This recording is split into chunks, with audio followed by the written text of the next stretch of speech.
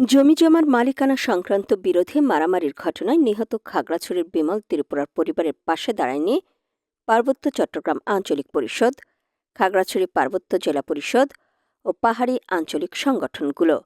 এই ইস্যুকে কেন্দ্র করে পাহাড়ি আঞ্চলিক সংগঠনগুলো উত্তেজনা ও সাম্প্রদায়িকতা সৃষ্টির চেষ্টা চালালেও নিহত বিমল ত্রিপুরার পরিবারের পাশে দাঁড়ায়নি। এতে পাহাড়ি জনগোষ্ঠী সহ সকল নাগরিকের মাঝে রাষ্ট্রীয় এই দুই প্রতিষ্ঠানের ভূমিকা নিয়ে প্রশ্ন উঠেছে।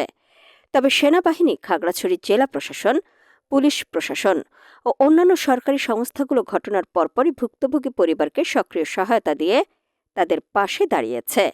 পার্বত্য চট্টগ্রাম আঞ্চলিক পরিষদ ও খাগড়াছড়ি পার্বত্য জেলা পরিষদের এমন নীরবতায় স্থানীয়রা অভিযোগ তুলেছেন যে সরকারি এই দুটি প্রতিষ্ঠান মুখে মুখে সাধারণ মানুষের কল্যাণের কথা বললেও বরাবরই তারা আঞ্চলিক রাজনৈতিক স্বার্থকে গুরুত্ব দিচ্ছে। প্রতিষ্ঠান দুটির নীতি নির্ধারকরা পার্বত্য চট্টগ্রামের বিচ্ছিন্নতাবাদীদের সাথে গোপনে আঁতাত করে সাম্প্রদায়িক সম্প্রীতি নষ্টের অপচেষ্টায় লিপ্ত রয়েছে।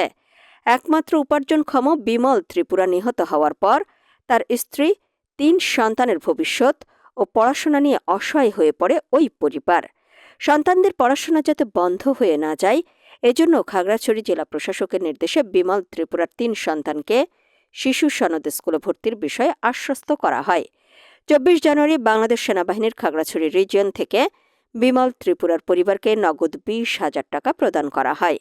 একই দিন সেনাবাহিনীর 61 ইস্ট বেঙ্গল মহালছড়ি জোন থেকে আরও 10,000 টাকা প্রদান করা হয়। খাগড়াছড়ি জেলা পুলিশের পক্ষ থেকে ভুক্তভোগী পরিবারকে 15,000 টাকা প্রদান করা হয়। এছাড়াও অন্যান্য সরকারি সংস্থার পক্ষ থেকে ইতোমধ্যেই বিমল ত্রিপুরার পরিবারকে আরও 20,000 টাকা প্রদান করা হয়। উল্লেখ্য, খাগড়াছড়ি সদরের কমলছড়ি ইউনিয়নের খালপাড় এলাকায় জমিজমার মালিকানা সংক্রান্ত বিরোধে প্রতিপক্ষের সঙ্গে মারামারির ঘটনায় বিমল ত্রিপুরা আহত হয়ে চট্টগ্রাম মেডিকেল কলেজ হাসপাতালে ভর্তি হলে 23 জানুয়ারি চিকিৎসাধীন অবস্থায় হাসপাতালেই মারা যায়।